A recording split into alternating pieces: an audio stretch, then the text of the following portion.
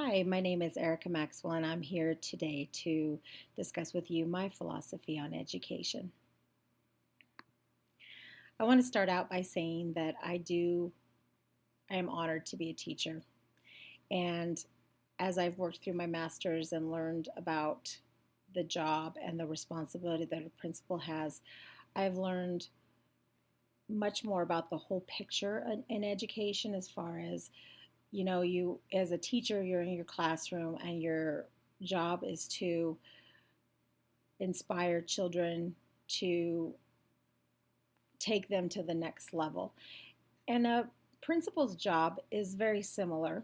He or she is inspired by um, moving children to the next level, but they're also in charge of getting teachers to get their students to the next level. So it's their teachers are very much their students in a sense.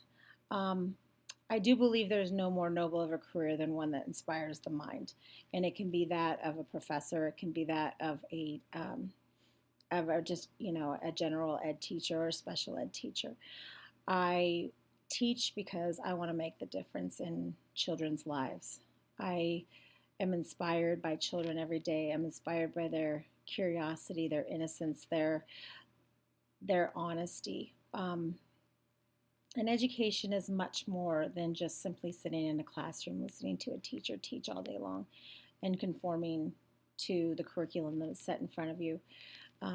Education is moving. It's breathing. It's like this entity in itself, and it builds character, and it provides.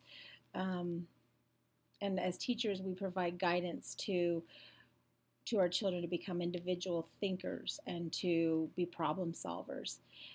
My role in the classroom is to ignite a spark, to figure out how to make lessons more engaging, where they can apply them in their own lives. And that being it is difficult, but when you can engage in a child and inspire them to and leave them wanting more, it is just an incredible feeling.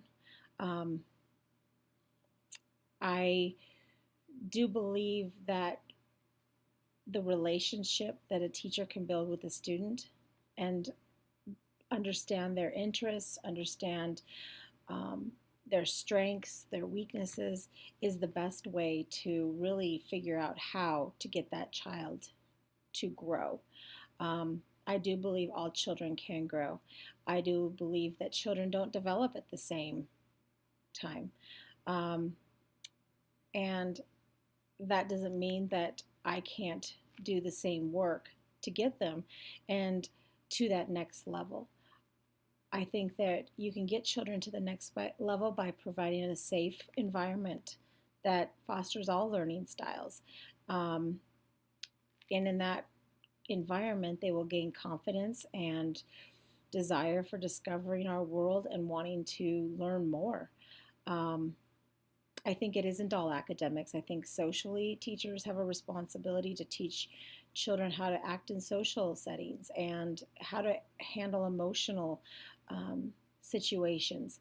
And a combination of all of the whole child being developed is what gets them to be successful as an adult in our world.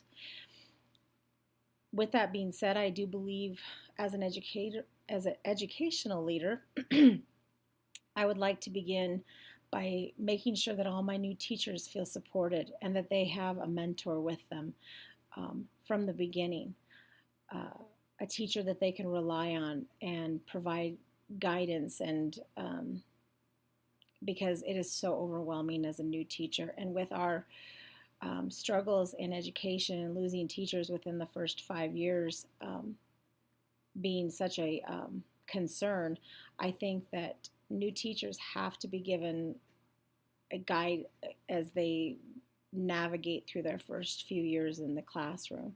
Um, as teachers are challenged to meet the needs of all students, whether it be learning disabilities, behavioral disorders, we're still required to move them forward. And we aren't given all the tools in college to be able, and because I don't know if there'd be a way to learn all the tools. Um, to differentiate and to make the classroom the best place that for this specific child. But all content can be modified, as well as the process and the end product. um, I do believe teacher evaluations should be used as a process to provide opportunities to improve for teachers, improve their practices, focusing on areas that need improvement. Um, I think that evaluations challenge educators to think about their teaching and reflect on how it could be improved. Um, in my classroom, I'm always striving to make sure that my students feel safe, where they feel that their voices can be heard and respect is expected. I believe that a principal, as a leader, should be doing the same thing. I think that you need to have a safe environment where teachers feel that their voices are going to be heard, that they are part of a team.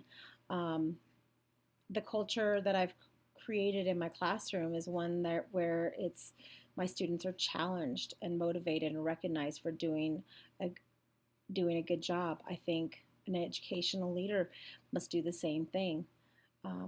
Teachers want to be recognized. We want to be heard what we're doing well. Um, Sometimes we often hear what we're not doing well, but it's nice to be as a principal to show the support, where teachers feel supported. And even if we're struggling here, it's a struggle of the school community, isn't just that one particular teacher. I would like to have professional development be part of what we need as a school, not so much as a district. I have worked with teachers, and I've been to professional developments where we really can't apply what we've learned into our school because of the age level we have. So sometimes we feel like it's a waste of a day. And I just think that professional development needs to be specific to the school, decided by the team, and with mutual decision making made amongst all of us. I think as a new principal, you want to approach taking over a new position in a cautious manner. I think that you don't want to leave your entire staff worried about their future. I think you want to listen to what they have to say that's worked, what hasn't worked, what kinds of goals they have individually and as teams. And I think that once you've met with everybody and you've listened and you've seen, maybe commonalities between, where they'd like to go, areas that need to be worked on, then I think that then you can sit down and work on a vision together and where you want to take your school. The needs of our students are always changing. And like that of a teacher, I like to evaluate areas where success, what are we doing good? And how can I share those things with others? And then what do I need to work on? And is there anybody else that is successful in that area where they can work with me or work with the teachers that are struggling in those areas? I think that the more you can use your team, the better off and the better kind of environment culture you're going to provide in your school. Proverbs chapter 1, verse 5 reads, "Let the wise hear and increase in learning, and the one who understands obtain guidance." I think this verse speaks to just the servant leadership that I believe is the best leadership to go into, where we share our strengths and we build up those around us. And in doing that, you are guiding them and you're training them, and eventually, hopefully, they can achieve a higher position someday as well. And an environment where everybody works together is such an amazing place to work versus where it's all, everybody works just for themselves. And I've worked in both types of places. So Um, Thank you for listening to my video. I hope I didn't ramble too much. I have enjoyed this philosophy of education. I've learned so much through this program, and I can say for sure that my philosophy on education will probably change and evolve as the more that I teach. So thank you.